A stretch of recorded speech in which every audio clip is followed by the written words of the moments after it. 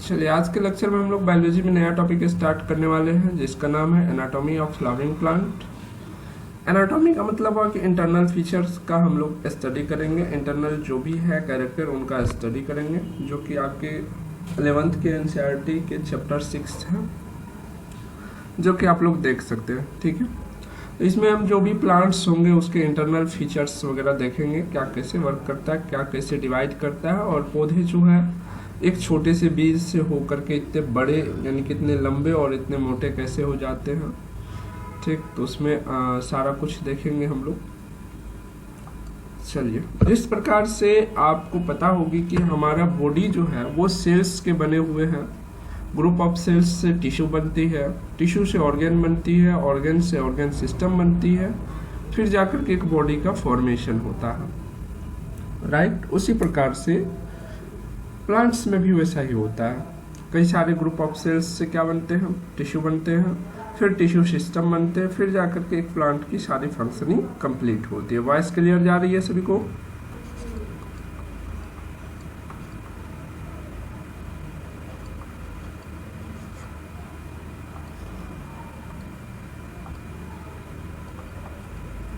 Internal feature,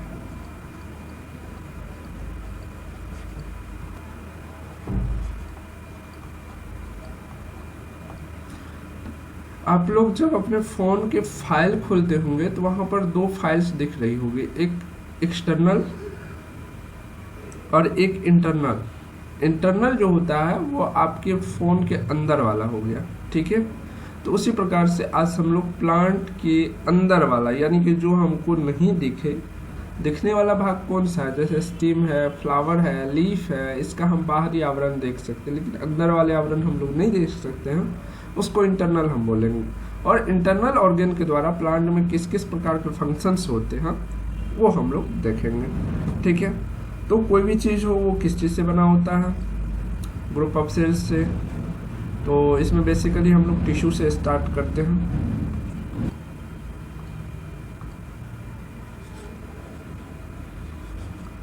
group of cell या sales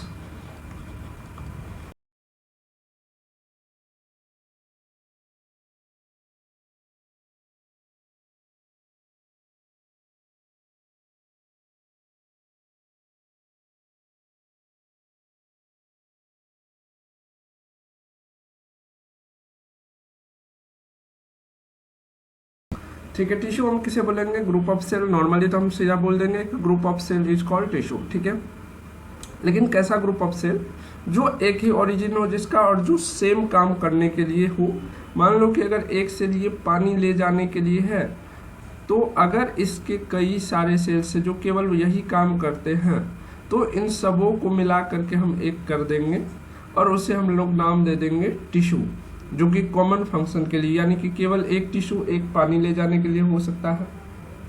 बिल्कुल, लेकिन कभी कभी ये होता है कि बहुत सारे जैसे हम सेल्स इकट्ठा करके एक टिश्यू बनाते हैं, तो सेल्स की फंक्शन और टिश्यू की फंक्शन दोनों डिफरेंट हो जाते हैं। ठीक है, तो ये भी स्थिति आपको देखने को मिल सकती है। टिश्यू बेसिकली क्या होता है, समझ में आ गया सभी को? लिखिए, हिंदी में लिखिए सभी लोग। कोशिकाओं के समूह को उत्तक कहते हैं।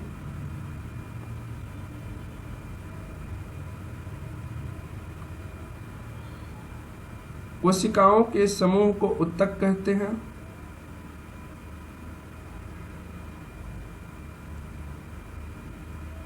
कई सारे कोशिका मिल करके जब किसी खास कार्य के लिए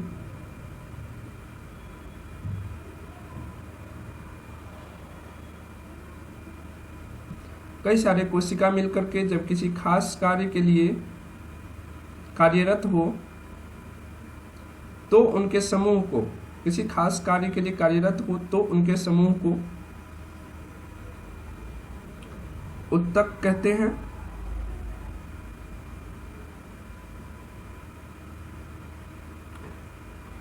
चलिए, अब हम लोग टाइप देखते हैं कि कितने टाइप्स के टिश्यू होते हैं।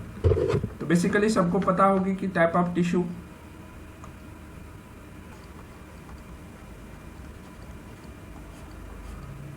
टिश्यू, ठीक है। हर जगह हम उत्तक नहीं लिखेंगे, तो आप लोग को समझ जाना है टिश्यू मतलब उत्तक ही होता है। हिंदी वाले हिंदी जगह में लिख लेंगे, ठीक है। ये दो प्रकार के होते हैं, मेरिस्टेमेटिक टिश्यू और परमानेंट टिश्यू, ठीक है। तो लिखते चलिए।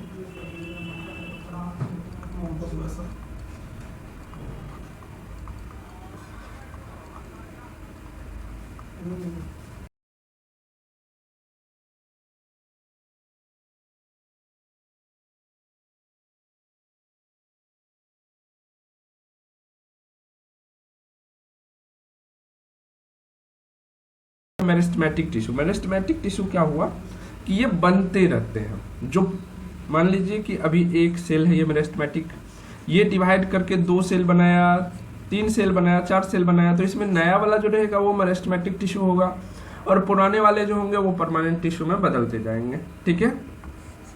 चलो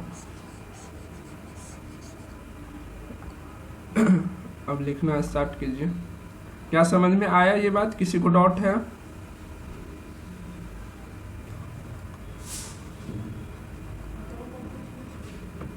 composed of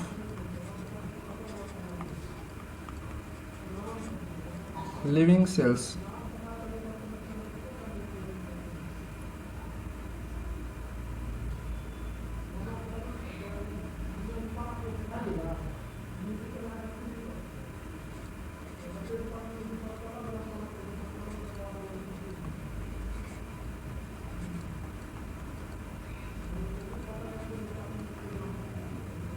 हमेशा ये सेल डिवाइड करते रहता है मेरिस्टेमेटिक टिश्यू। इनके सेल्स जो होते हैं वो डिवाइड करते रहते हैं, ठीक है। लेकिन डिवाइड जब करते रहते हैं तो ये फंक्शन नहीं कर पाएंगे, ठीक है। जब डिवाइड करते रहेंगे तब फंक्शन नहीं कर पाएंगे। जब डिवाइड करके जो पुराने सेल्स इसके हो जाते हैं वो परमानेंट टिश्यू हो जाते हैं। परमानेंट टिश्यू ही किसी कार्य के लिए उत्प्रेरक, यानी कि हमारा लिवर जो है वो परमानेंट है, वो डिवाइड नहीं करेगा। जो डिवाइडिंग वाले सेल्स है वो जो है किसी खास फंक्शन को नहीं परफॉर्म करते हैं। तो अगला पॉइंट लिख लीजिए।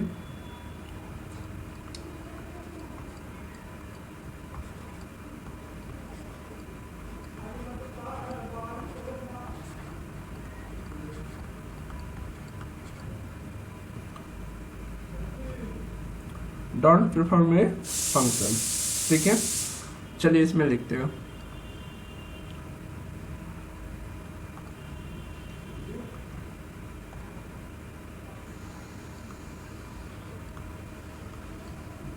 composed of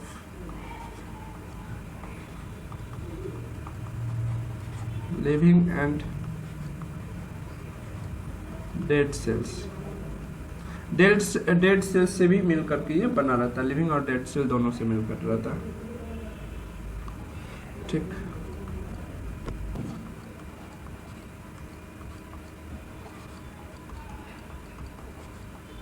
okay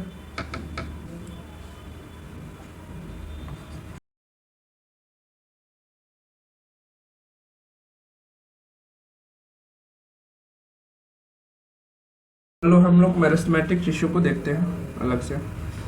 meristematic tissue जो है सिर्फ डिवाइड करते रहता है, ये कोई फंक्शन नहीं करता, ये कॉमन फंक्शन नहीं करता है, जैसे पानी ले जाना या सेल को मोटा करना, ठीक है। इस प्रकार से ये इस प्रकार का क्रिया नहीं करता है, केवल इसका काम होता है डिवाइड करके सेल की संख्या को बढ़ाते जाना, ठीक है। कोई अदर फंक्शंस जो है ये नहीं करते हैं। जबकि परमानेंट टिश्यू जैसे ही मेरिस्टेमेटिक टिश्यू मान लीजिए डिवाइड करते गया, 10-15 बनाते गया, तो पीछे जो सेल्स होंगे, जो मान लीजिए पहले डिवाइड हुआ, मान लीजिए कि आज डिवाइड किया इन्होंने 10 सेल बनाया, कल फिर 10 सेल बनाया, तो आज वाला जो 10 सेल है वो तो पुराना हो गया। वो पुराना धीरे धीरे जितना पुराना होते जाएगा वो पुराना सेल्स परमानेंट टिश्यू में बदलते जाएगा, और वो परमानेंट टिश्यू किसी कॉमन वर्क के लिए रिस्पॉन्सिबल होगा, किसी कॉमन कार्य को वो करेगा, ठीक है। जितने परमानेंट टिश्यू होते जाएंगे वो सारे कॉमन कार्य के लिए रिस्पॉन्सिबल होते जाएगा। क्लियर? चलिए मेरिस्टेमेटिक टिश्यू का थोड़ा सा फंक्शन वगैरह देख लेते हैं। मेरिस्टेमेटिक टिश्यू लिखिए, इसमें लिखते चलिए।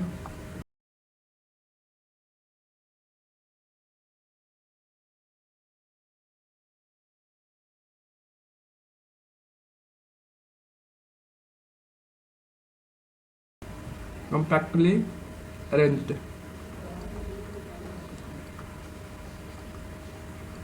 कॉम्पैक्टली अरेंज का मतलब हुआ कि जो इसके सेल्स होते हैं, यानी कि मेरिस्टेमेटिक टिश्यू के जो सेल्स होते हैं वो काफ़ी जो है क्लोज रहते हैं, यानी कि उसके बीच में इंटरसेलुलर स्पेस बहुत ही कम रहता है, नहीं की मात्रा में रहता है। ठीक है, इसका जो सेल वॉल होते हैं, सेल वॉल इसका थीन होता है,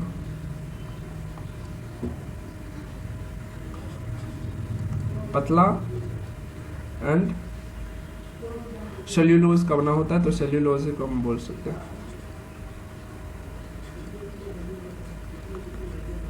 ठीक है,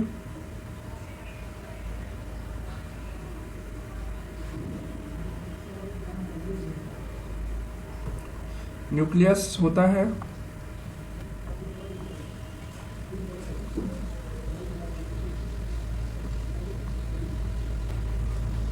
प्रेजेंट एट सेंटर। सेल के सेंटर में क्या होते हैं? न्यूक्लियस प्रेजेंट होते हैं। नेक्स्ट फीचर, हाँ, वैक्यूल्स।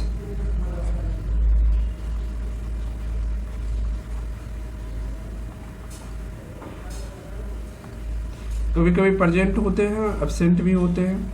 ठीक है, अगर प्रेजेंट होते हैं तो बहुत ही कम मात्रा में, ठीक है, नहीं की मात्रा में।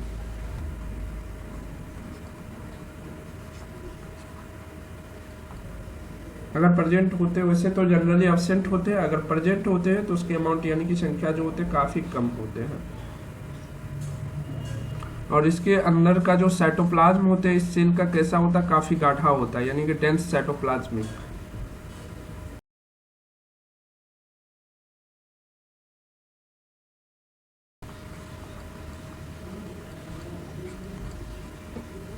किसी को कोई दिक्कत?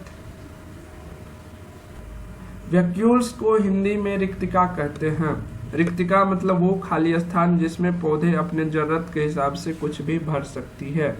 जैसे हमारे शरीर का जो पेट फूल जाता है तो हमारा जो एडिपोज टिश्यू होता है उसमें वैक्यूल्स होने के कारण ही हमारी जो तुंद होती है, यानी कि आगे की ओर पेट जो होता है वो चर्बी फूलने लगती है, यानी कि चर्बी बढ़ने लगती है। इसके कारण लगता है कि हमारा पेट बढ़ रहा है। पौधे में जनरली एब्सेंट होते हैं। चलिए अब मेरिस्टेमेटिक टिश्यू को देखते हैं कि इनके कितने टाइप्स होते हैं।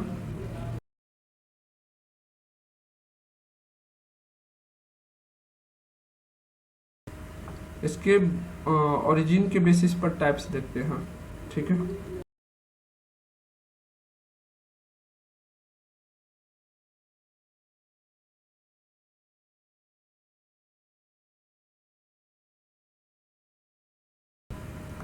ये दो प्रकार के होते हैं, प्राइमरी मेरिस्टेम और सेकेंडरी मेरिस्टेम।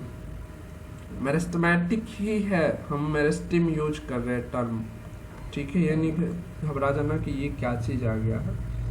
प्राइमरी मेरिस्टेम जो होता है ये प्लांट को जन्म से ही मिल जाता है। जब पौधे यानी कि बीज से पौधा जो निकलते हैं उसी समय प्राइमरी मेरिस्टेम का फॉर्मेशन हो जाता है। तभी तो पौधे जब स्टार्ट होते हैं, बीज तो देखते होंगे अंकुरन होता है, फिर अंकुरन थोड़ा बढ़ता है तो उसके बाद 2 पत्ती का पौधा होता है, फिर 2 पत्ती से 4 पत्ती, ऐसे करके बढ़ते जाते हैं।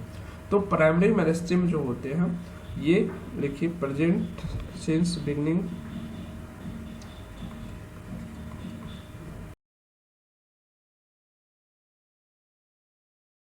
ये किस प्रकार के पौधा में होंगे? तो मोनोकोट डाइकोट दोनों में होंगे।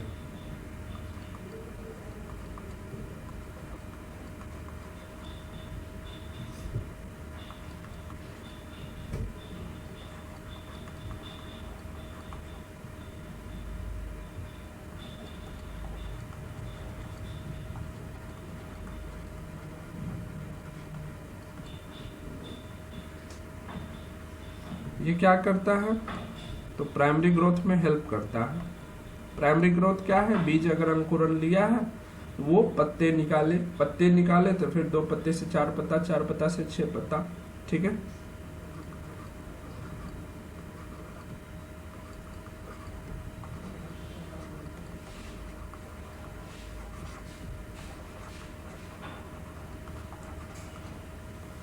Primary growth.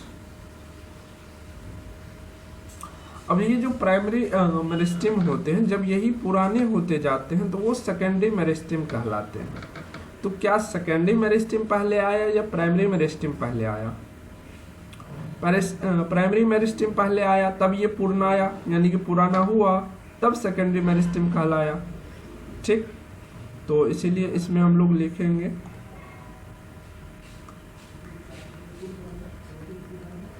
Formed letter. पौधे को सेकेंडरी मेरिस्टेम की जरूरत क्यों पड़ी? क्योंकि उनको फंक्शंस के लिए उतने सारे ग्रुप ऑफ टिश्यू चाहिए। ठीक है, इसीलिए इनका फॉर्मेशन हुआ, सेकेंडरी मेरिस्टेम का फॉर्मेशन हुआ। तो फॉर्म लेटर ऑन डिमांड। ठीक है, खैर अभी हम डिमांड ना लिखे तो ठीक है। चलो नेक्स्ट पॉइंट लिखो, फॉर्म लेटर ऑन। हाँ चलो नेक्स्ट लिखो। ये जो होते हैं ओनली डाइकोट में होते हैं। क्या बाद में आया?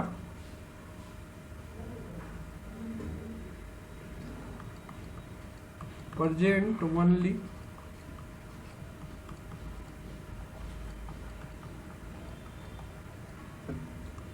डाइकोट्स प्लांट में पाए जाते हैं।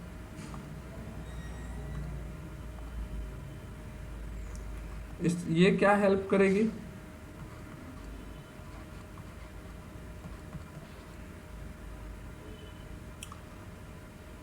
ये प्राइमरी ग्रोथ में हेल्प कर रहा है, तो यहां पर क्या हो जाएगा? Secondary growth.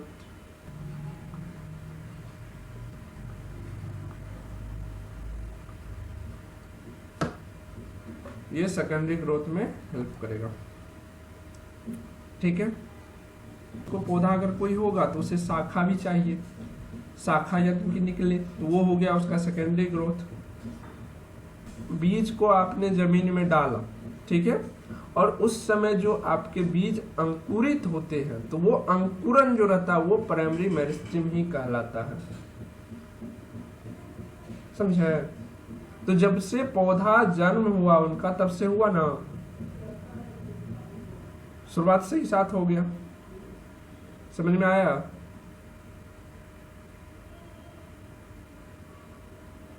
हिंदी वाले किसी को भी कोई दिक्कत?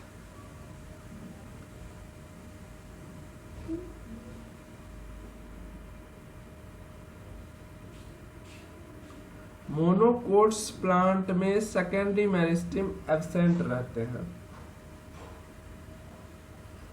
प्रेजेंट नहीं रहते हैं। इसके स्थान पर कोई और काम करता है। ठीक है, जरूरी नहीं कि जिसका हाथ ना रहे तो वो अपने हाथ का इस्तेमाल ही नहीं करे, आर्टिफिशियल हाथ भी लगाया जाता है उस जगह पे, है ना। तो इसीलिए जिस सेल में अगर ये चीजें नहीं है तो उसके जगह पे दूसरा काम कर रहा होगा। चलिए आगे बढ़ते हैं। अब हम लोग जो है इसको मेरिस्टेम को देखते हैं, पोजीशन के अकॉर्डिंग देखते हैं कि किस किस स्थान पर ये मेरिस्टेम प्रेजेंट रहता है। उसके आधार पर हम डिवाइड करते हैं कि कितने टाइप्स के मेरिस्टेम हो सकते हैं।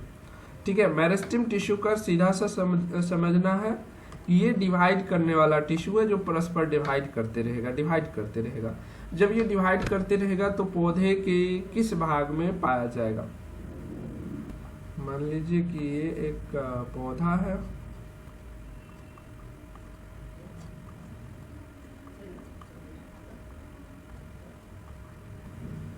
और ये हो गया आपका roots.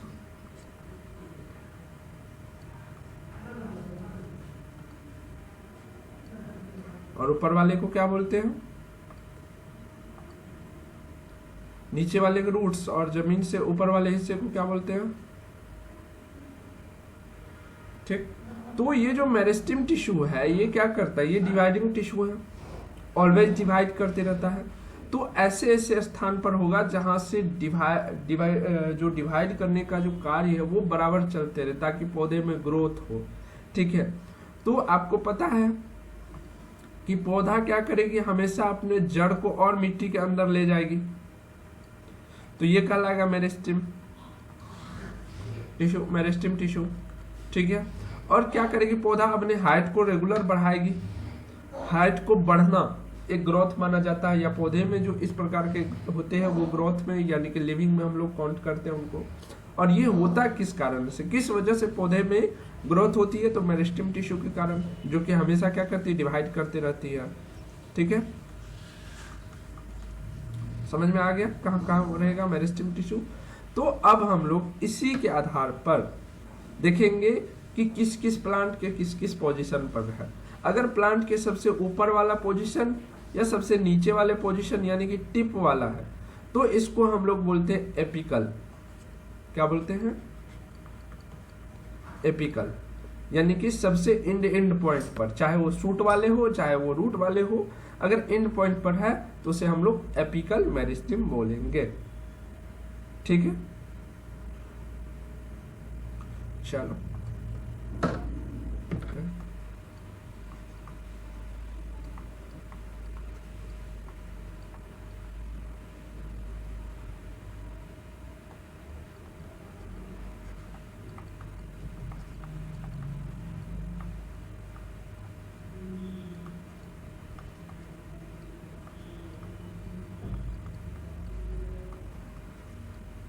On the basis of क्या हो जाएगा,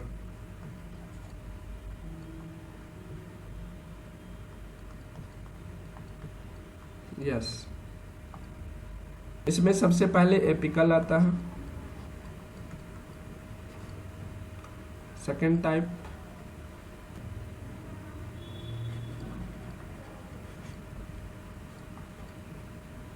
और थर्ड पार्ट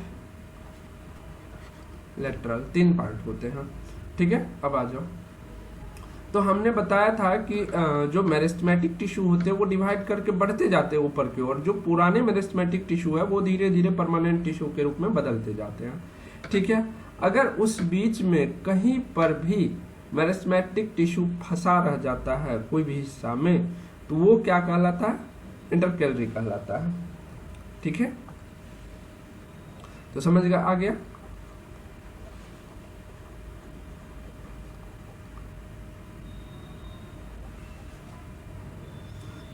अब ये तो समझ में आ गया, इंटरकैलरी हो गया। अब तीसरा वाला जो है लेटरल वाला, वो कहां प्रेजेंट होगा,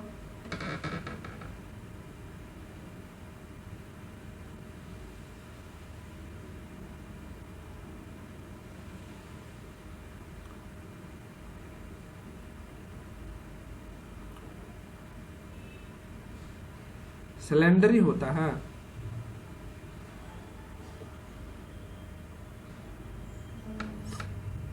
अब मान लीजिए कि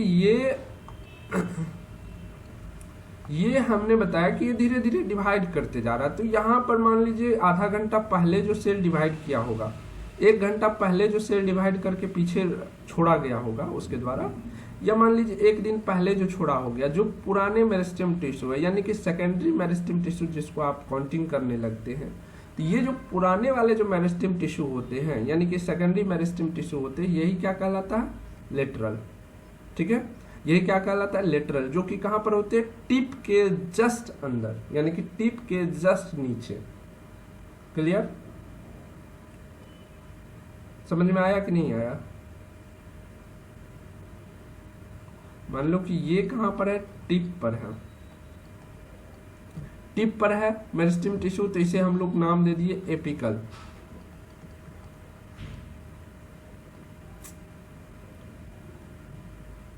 बोर्ड की भी करामत, चलो इसे हम लोग नाम दे देते हैं एपिकल। लेकिन इसके पीछे जो छूट गया, मान लीजिए यहाँ पर है, कल ये डिवाइड करके यहाँ पहुंच जाएगा, यहाँ पहुंच जाएगा, ठीक है, यहाँ पहुंच जाएगा, ऐसे बढ़ते जाएगा। तो इसके पीछे जो छूटे हुए हैं यानी कि जो ताजा ताजा 1 सप्ताह के अंदर या एक दिन के अंदर जो सेल्स है, वो सारे सेल्स क्या कहलाएंगे, लेटरल कहलाएंगे। हाँ, टिश्यू, वो सारा टर्म हम नहीं जोड़ रहे, आप लोग समझ रहे हैं तो कोई दिक्कत ही नहीं है। जिसको नहीं समझ में आ रहा है तो बाबू सारा कुछ अभी मेरिस्टेमेटिक टिश्यू का ही चल रहा है, तो उसी का होगा, ठीक है। वो नाम आप लास्ट में जोड़ते जाइए।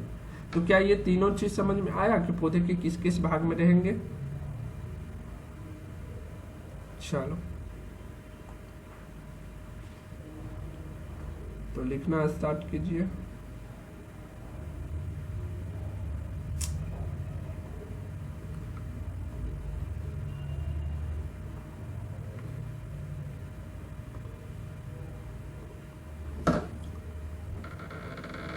हाँ चलो, एपिकल मेरिस्टेम का देखते हैं कहाँ पर होगा ये प्रेजेंट।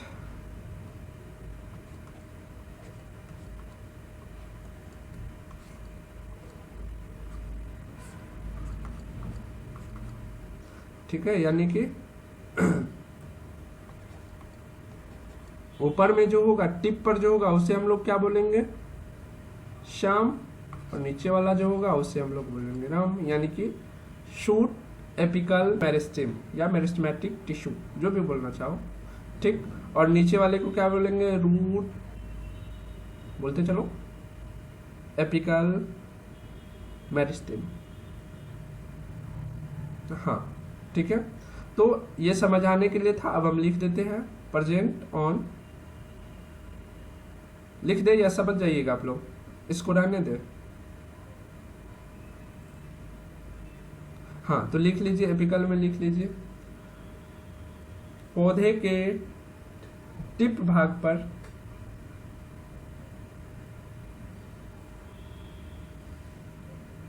पौधे के टिप भाग पर,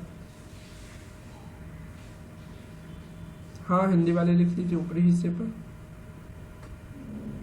अगर ऊपरी हिस्से लिखिएगा तो फिर जड़ वाला क्या होगा, जड़ तो छूट जाएगा ना, इसलिए टिप पार्ट लिखा ना, टिप दोनों हो जाता है ना, रूट शूट दोनों का हो जाता है। पौधे के टिप भाग पर उपस्थित मेरिस्टेमेटिक टिश्यू को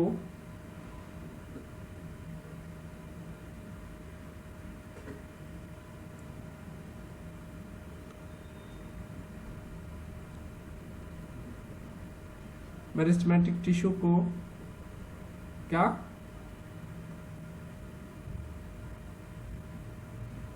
हाँ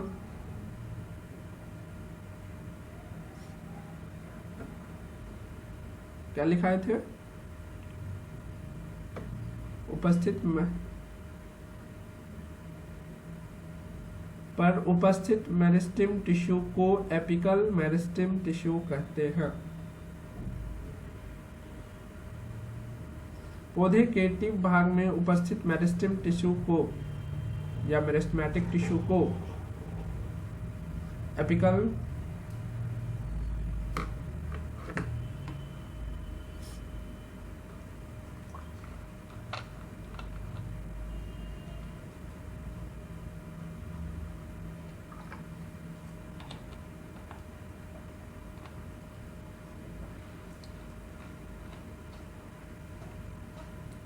और एपिकल जो होता है वो प्राइमरी होता है। ठीक है, ओरिजिन के हिसाब से ये प्राइमरी होता है क्योंकि ये सबसे ऊपर में बनते जा रहा है ना। अब मान लीजिए कि कल के डेट में एक पौधा इतना बड़ा था और अब जो है इतना बड़ा हो गया है, मान लीजिए इतना बड़ा हो गया है, तो इस सामने जो कल के डेट में शूट एपिकल मेरिस्टेम टिश्यू थे वो यहाँ पर अपना निशानी छोड़ के जाएगा कुछ न कुछ। वो निशानी आपको गांठ की तरह या नोड की तरह दिखाई पड़ेगा। वो क्या होता है, वही कहलाता है एक्सिलरी बड। ठीक है, जो निशानी के रूप में छोड़ के जाता है।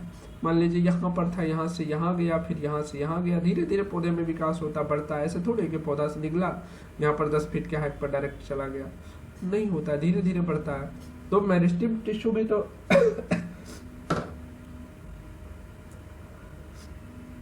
मेरिस्टेम टिश्यू भी तो धीरे धीरे बढ़ता होगा ऊपर। तो पीछे जो छूट जाता है मेरिस्टेम टिश्यू वो बड के रूप में फॉर्म करता है। जैसे आप किसी भी पौधे में देखते होंगे कि ऐसे पत्ते बने हैं, ठीक है, और यहाँ पर एक नया शाखा निकालने के लिए कुछ ऐसे बड टाइप से बने हुए हैं। ठीक है, ऐसे बड टाइप से बने रह जाते हैं, तो वो क्या कहलाते हैं,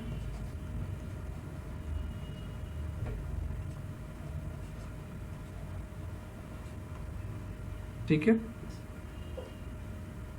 और एक्सिलरी बर्ड में जो वो मेरिस्टेम टिश्यू रहते हैं वो टिश्यू क्या कहलाते हैं? Axillary meristematic tissue. ठीक है, क्या कहलाते हैं? Axillary meristematic tissue. ठीक, चलो अब आते हैं नेक्स्ट पार्ट। इसके बारे में क्या ख्याल है?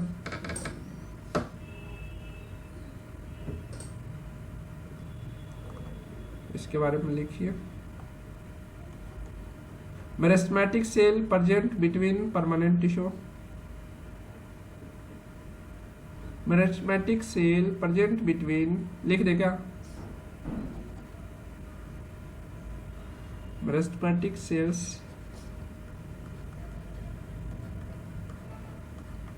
प्रेजेंट बिटवीन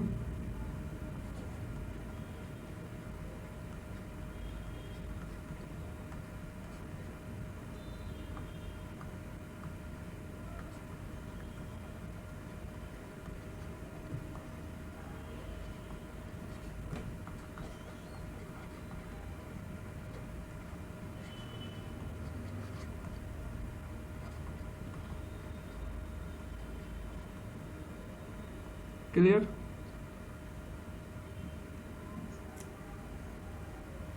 चलो, मोनोकोट में देखने को मिलता होगा ये, अक्सर मोनोकोट में रहता है ये। जैसे कि आप देखे होंगे गन्ना में देखे होंगे, ठीक है, गन्ना में देखे होंगे कि गांठ आपको हर जगह क्लियरली दिखता होगा और उसमें छोटा छोटा बड भी आपको दिखता होगा। शुगर केन, ग्रास में भी अक्सर आपको दिखेगा, ग्रास का दिखेगा, हर जगह नोट दिखेगा, जैसे जैसे वो बड़ा होते जाता है उसमें दिखता है। ठीक है, तो क्या, हाँ, बैम्बो ऑल्सो। ठीक, चलो अब लेटरल का देख लेते हैं। लेटरल का क्या होगा?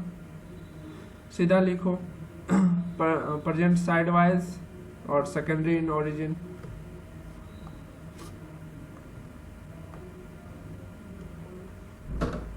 प्रेजेंट साइड वाइज, या आप लिख सकते हो कि जस्ट बिलो द एपिकल, या तो एपिकल के जस्ट पीछे होता है, या नहीं तो आप बोल सकते हो कि साइड वाइज यानी कि एपिकल के साइड में होता है।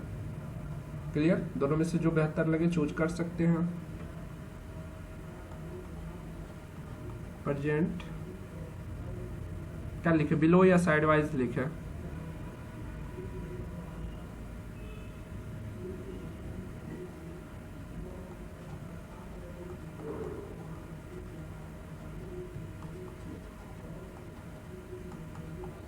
ठीक है, लिख लीजिए। एपिकल मेरिस्टेमेटिक टिश्यू के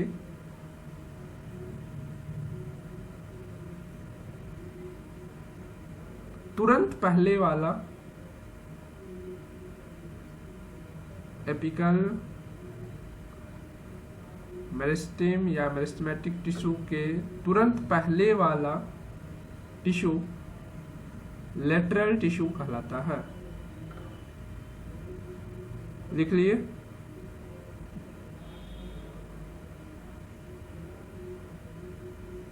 इन तीनों में से किसी को दिक्कत, कोई हिंदी मीडियम या इंग्लिश मीडियम वाले किसी को भी कोई दिक्कत इन तीनों को समझने में?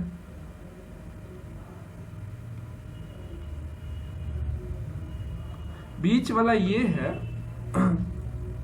कि मान लो यहां पर, ये मान लो कि पौधा जब जमीन से बाहर निकला तो पहले इतना बड़ा था, फिर धीरे धीरे इतना बड़ा हुआ।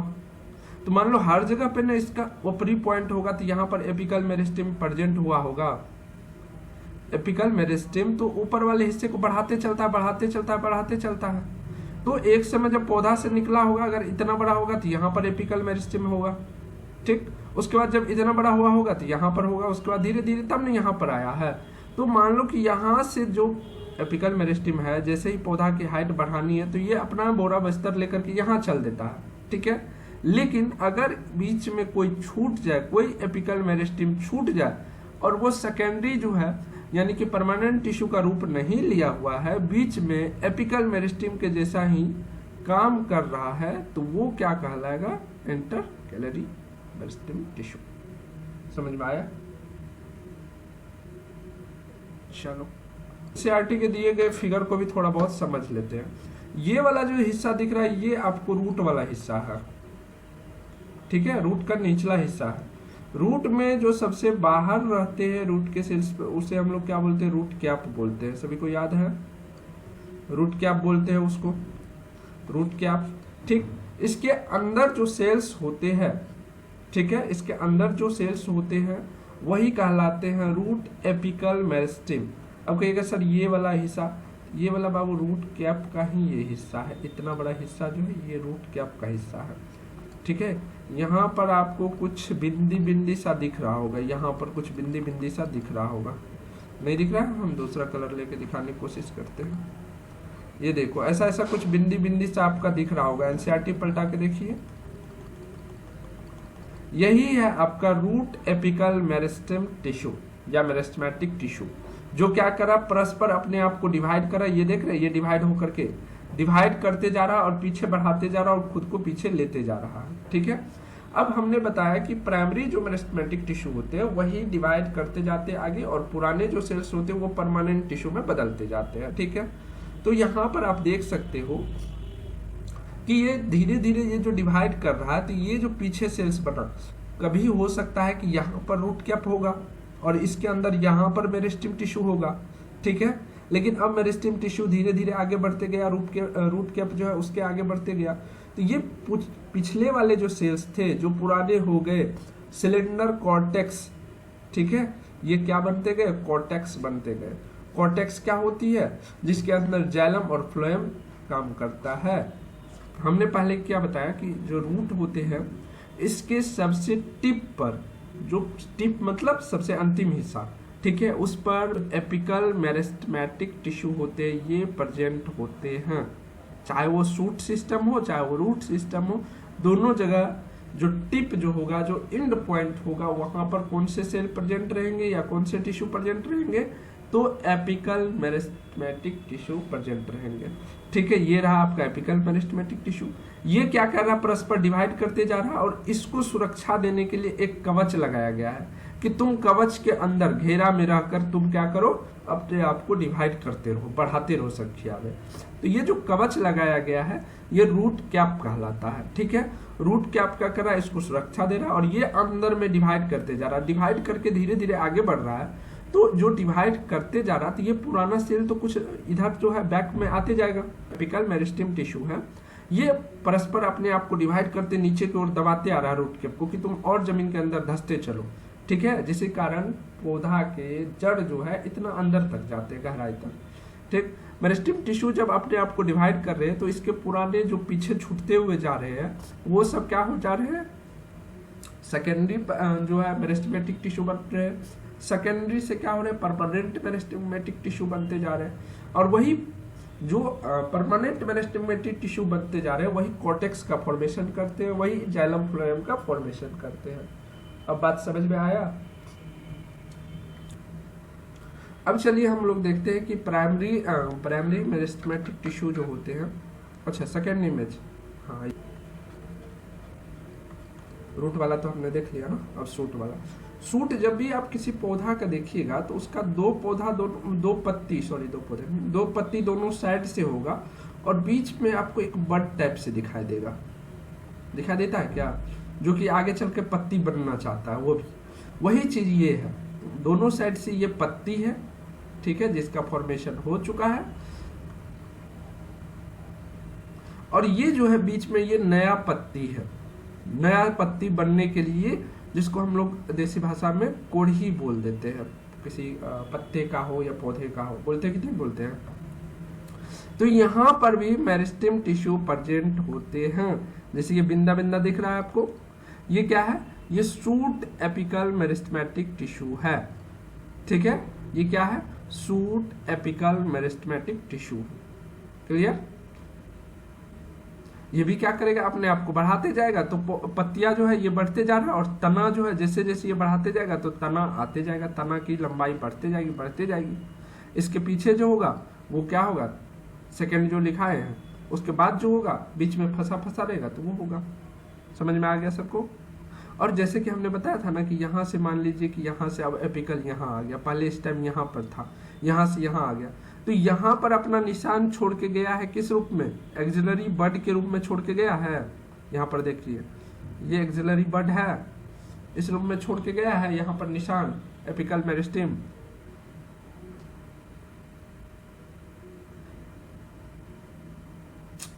मान लो कि अभी यहाँ पर है एपिकल मेरिस्टेम, कल के डेट में अगर पौधा यहाँ पर ही रहता तो एपिकल मेरिस्टेम यहाँ होता, तब यहाँ से धीरे धीरे बढ़ते जा रहा है।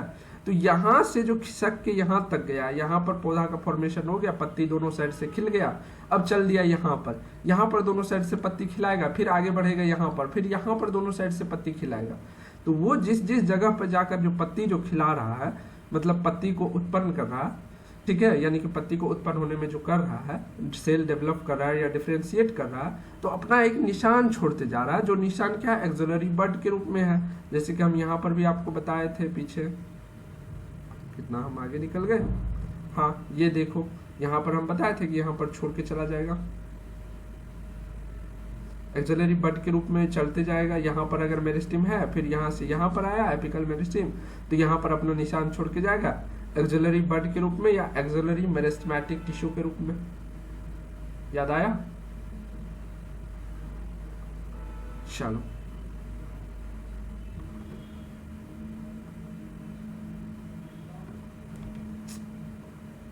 बोर्ड जो है कभी कभी पगला जाता है।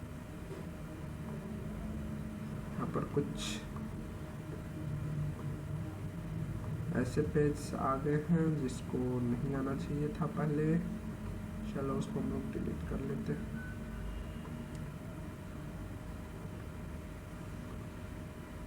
चलो हो गया। अब इसको हम लोग समझ लिए, इस फिगर को अच्छे से समझ लिए सभी लोग। अब हम बराबर आपको ये टर्म यूज करते हुए देखे होंगे आप लोग कि प्राइमरी मेरिस्टेम फिर सेकेंडरी पर जो है मेरिस्टेम, ये टर्म सुनते होंगे बराबर, ठीक है। प्राइमरी मेरिस्टेमेटिक टिश्यू, उसके बाद सेकेंडरी मेरिस्टेमेटिक टिश्यू। तो प्राइमरी मेरिस्टेमेटिक टिश्यू जो है वो डिफरेंशिएट करके क्या बनाया, सेकेंडरी मेरिस्टेमेटिक टिश्यू, ठीक है। तो चलिए अब इस प्रोसेस को हम लोग देखते हैं।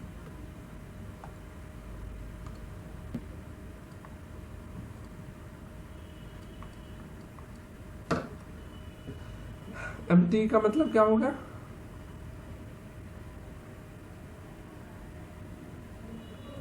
हाँ ये दो प्रकार के हैं। कौन कौन से, एपिकल और यस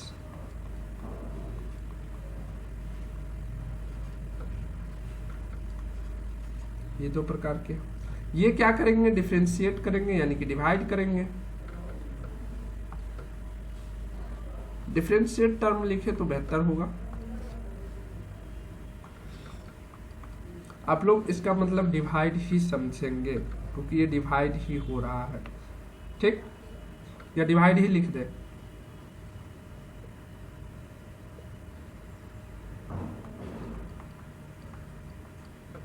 दोनों लिख दे रहे हैं।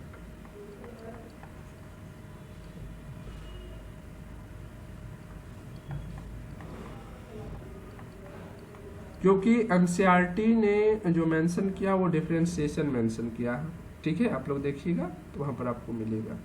इसमें क्या होता है, जब प्राइमरी मेरिस्टेमेटिक सेल लगातार डिवाइड करते हैं, ठीक है, जब लगातार ये डिवाइड करते रहते हैं तो उसमें से कुछ सेल्स जो है, जैसे मान लो कि ये एक सेल है, ये अपने आप का कॉपी बनाते गया तो पीछे जो छूटते गया आगे वाले जो 2-3 सेल्स है ये क्या करे, फिर ये डिवाइड करते जा रहे। लेकिन पीछे जो इसमें से जो 2-2 सेल या 2-4, मतलब हम एक संख्या ले रहे हैं एग्जांपल के तौर पर, तो मान लीजिए पीछे का जो सेल छूटते जा रहे हैं, ये सेल जो है ये किसी काम को, ये सोचते चलो 2 आदमी तो उधर डिवाइड कर ही रहा है, अब हम भी डिवाइड करने लगे तो बाकी ये खाना पीना का काम क्या करेगा। जैसे शादी में देखते होंगे कि अगर 2 भाई है तो उसमें से एक भाई क्या करते हैं, अपना चिक चाक मार के, सेंट उंट मार के पूरा घूम रहे हैं बराती में, और एक भाई जो है उसको रहती है कि चलो अगर एक भाई ऐसा कर रहा है तो दूसरा हम जो है वो काम देखते हैं। घर में भी होता है, अगर 2 बहन है तो एक बहन को देखिएगा चिक चाक करने में रहेगी, वो हमेशा अपने आप को साजने संवारने में, और दूसरे को ये टेंशन रहता है कि घर में इतना सारा काम है, मम्मी अकेले है, चलो हम काम ही कर लेते, वो कर रही है तो ठीक है। उसी प्रकार से यहाँ भी होता है। प्राइमरी मेरिस्टेमेटिक टिश्यू जो होती है उनमें से कुछ जो प्राइमरी मेरिस्टेमेटिक होते हैं वो क्या करते हैं, डिवाइड करने का काम करते हैं, यानी कि परस्पर वो डिवाइड करते रहते हैं, हमेशा वो डिवाइड करते रहते हैं। लेकिन उनमें से जो कुछ होते हैं वो क्या करते हैं, वो प्राइमरी परमानेंट टिश्यू का फॉर्मेशन करते हैं। ठीक है, क्या करते हैं बताइए, क्या करते हैं?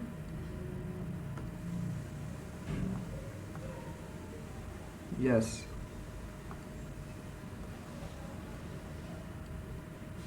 फॉर्म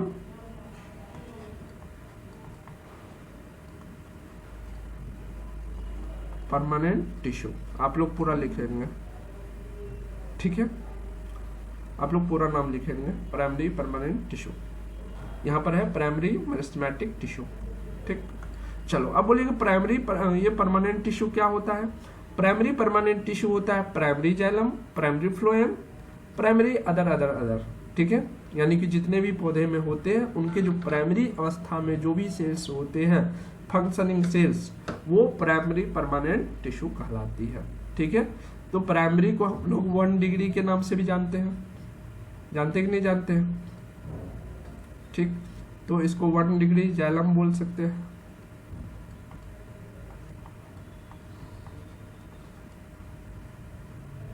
क्या हुआ?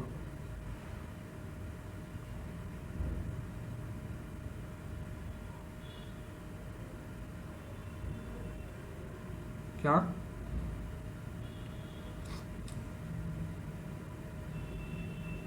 अभी वहां पहुंचे हैं? अभी वहां पहुंचे हैं? नहीं पहुंचे है ना? अभी जहां लिख रहे हैं वहां लिखिए। समय से पहले बुद्धिमान व्यक्ति को लोग पागल कहते हैं। ठीक है, और समय से पहले जो चीज जानने की आपकी इच्छा हो जाती है तो उससे ये होती है कि प्रेजेंट में आपका ध्यान कम है। ठीक है, तो प्रेजेंट को ज्यादा समझने की कोशिश कीजिए। अगर वो चीज हमारे पढ़ाने के दौरान अगर छूट जाए तब आप हमें याद दिलाइए। ठीक है, और हाँ, बहुत कुछ हम छोड़ेंगे भी, क्योंकि हम नीट के सिलेबस को नहीं पढ़ा रहे हैं, आपके जो एंट्रेंस एग्जाम है उसके लिए हम पढ़ा रहे हैं, तो बहुत कुछ हम स्किप भी कर सकते हैं।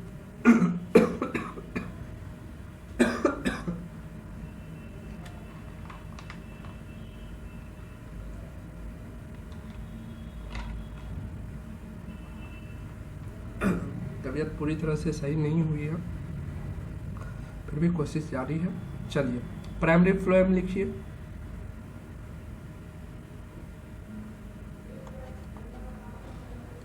उसके बाद प्राइमरी मॉड्यूल रेस वगैरह जो भी चाहे, और एन अदर कर दीजिए एटिशिया।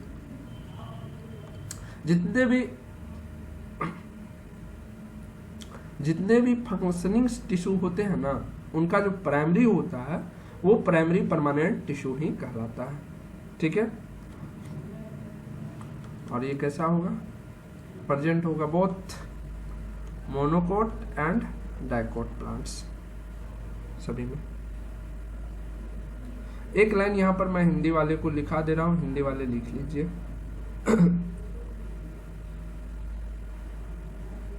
हाँ, मोनोकोट और डाइकोट प्लांट दोनों में जो है प्राइमरी परमानेंट टिश्यू होंगे।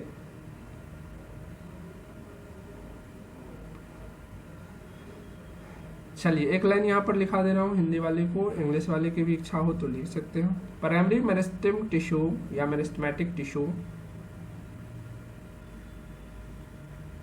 प्राइमरी मेरिस्टेमेटिक टिश्यू,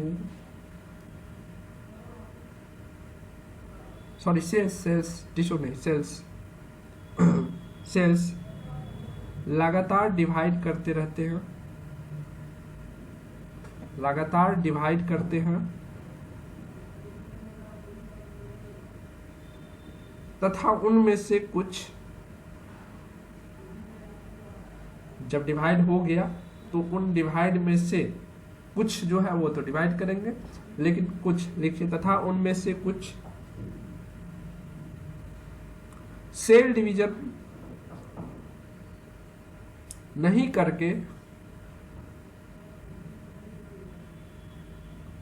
करके फंक्शन करने लगते हैं।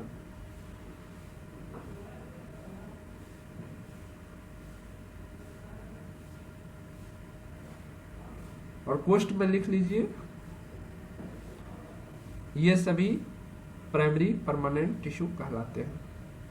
जो डिवाइड न करके कोई कॉमन फंक्शन करने लगते हैं या डिवाइड के अदर जितने भी फंक्शन हैं उसके अलावा वो सारे फंक्शंस करने लगते हैं, तो उसको हम लोग क्या बोलते थे? प्राइमरी परमानेंट टिश्यू बोल देते हैं। समझ में आया?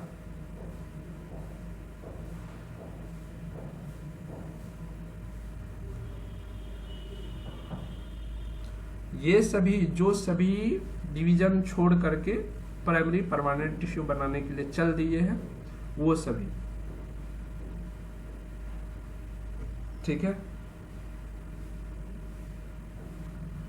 अब ये प्राइमरी परमानेंट टिश्यू जो है ये क्या करेगा? ये भी फर्दर डिवीजन करेगा, डिफरेंशिएशन करेगा, और ये डिफरेंशिएशन करके सेकेंडरी क्या बनाएगा?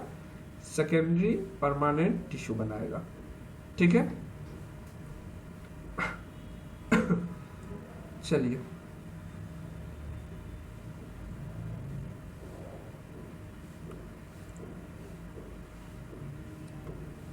अच्छा एक चीज हम पीछे बताए थे कि प्राइमरी परमानेंट टिश्यू जो होती है वो डिफरेंशिएट करके सेकेंडरी मेरिस्टेम टिश्यू बनाती है। प्राइमरी मेरिस्टेमेट टिश्यू जो होती है वो जब डिफरेंशिएट करती है तब वो सेकेंडरी मेरिस्टेमेटिक टिश्यू बनाती है। ये चीज पीछे बोले थे, तो इस चीज को अभी यहीं पर भूल जाइए, ठीक है। इस चीज को अभी यहीं पर भूल जाइए। अब देखते हैं कि सेकेंडरी परमानेंट टिश्यू कैसे बनता है। यहाँ पर हमने देख लिया परमानेंट जो हमारा जो टिश्यू होते हैं प्राइमरी परमानेंट टिश्यू वो कैसे बनते हैं, तो वो बनते हैं प्राइमरी मेरिस्टेमेटिक टिश्यू से। अब जो सेकेंडरी परमानेंट टिश्यू होगा हमारा वो किससे बनेगा? तो वो बनेगा हमारा सेकेंडरी मेरिस्टेमेटिक टिश्यू से। कुछ क्लियर हुआ कंसेप्ट? प्राइमरी परमानेंट टिश्यू किससे बनेंगे? प्राइमरी मेरिस्टेमेटिक टिश्यू से, ठीक है। और सेकेंडरी परमानेंट टिश्यू किससे बनेंगे? सेकेंडरी मेरिस्टेमेटिक टिश्यू से। और सेकेंडरी मेरिस्टेमेटिक टिश्यू कहाँ से बनता है? तो प्राइमरी मेरिस्टेमेटिक टिश्यू के डिफरेंशिएशन के बाद बनता है। क्या बातें क्लियर हुई? प्राइमरी मेरिस्टेमेटिक टिश्यू जब डिफरेंशिएट किया यानी कि डिवाइड किया तो क्या बना? सेकेंडरी मेरिस्टेमेटिक टिश्यू बना, ठीक है। प्राइमरी मेरिस्टेमेटिक टिश्यू जब डिवाइड किया यानी कि डिफरेंशिएट किया तो सेकेंडरी मेरिस्टेमेटिक टिश्यू बना। और ये जब क्या हुआ?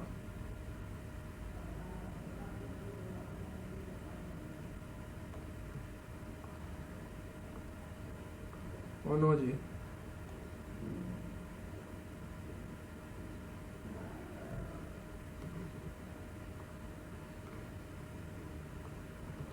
चलिए, सेकेंडरी मेरिस्टेमेटिक टिश्यू जो है ये फर्दर रीडिफरेंशिएशन करता है। हाँ याद रखिएगा, यहाँ पर एक पॉइंट आता है कि जब प्राइमरी मेरिस्टेमेटिक टिश्यू डिफरेंशिएशन करता है तब प्राइमरी परमानेंट टिश्यू बनाता है। तो क्या सेकेंडरी मेरिस्टेमेटिक टिश्यू जो होती है वो भी डिफरेंशिएशन के बावजूद ही सेकेंडरी परमानेंट टिश्यू बनाती है? तो नहीं, वहां पर टर्म आ जाता है रीडिफरेंशिएशन, क्योंकि डिफरेंशिएशन टर्म आ चुकी है प्राइमरी मेरिस्टेमेटिक से प्राइमरी परमानेंट टिश्यू होने में। क्लियर? तो यहाँ पर जो सेकेंडरी मेरिस्टेमेटिक टिश्यू जो डिफरेंशिएशन करेगी वो कैसा डिफरेंशिएशन होगा? रीडिफरेंशिएशन होगा, ठीक है।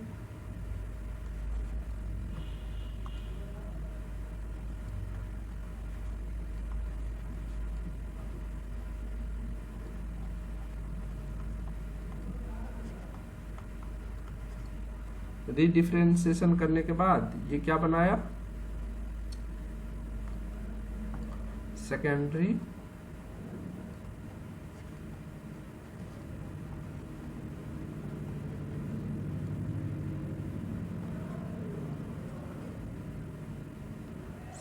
Permanent tissue.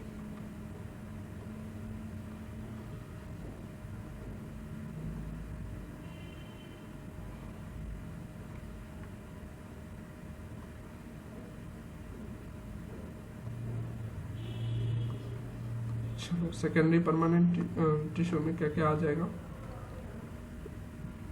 जो 1 डिग्री था वो 2 डिग्री हो जाएगा।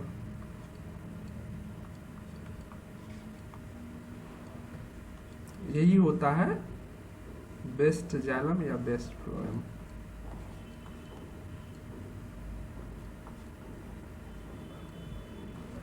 एंड अदर कॉर्टेक्स ले लीजिए, सेकेंडरी कॉर्टेक्स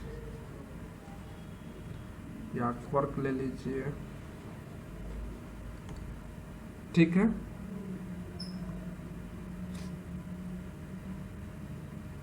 अच्छा हाँ, ये जो प्राइमरी मेरिस्टेमेटिक टिश्यू जब डिवाइड करती है ये क्या बनाती है, सेकेंडरी मेरिस्टेमेटिक टिश्यू बनती है, ठीक। और ये सेकेंडरी मेरिस्टेमेटिक टिश्यू में 2 टाइप्स बन जाते हैं, ठीक। 2 टाइप्स में एक हो जाते हैं वास्कुलर कम्बियम और दूसरा कॉर्क कम्बियम, ठीक है, जो कि छोड़ दीजिए, आपके लिए ज़्यादा मायने रखने वाला नहीं है।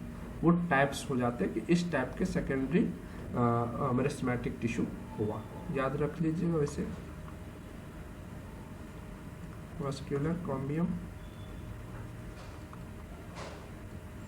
वैसे जरूरत नहीं, कैम्बियम, सॉरी।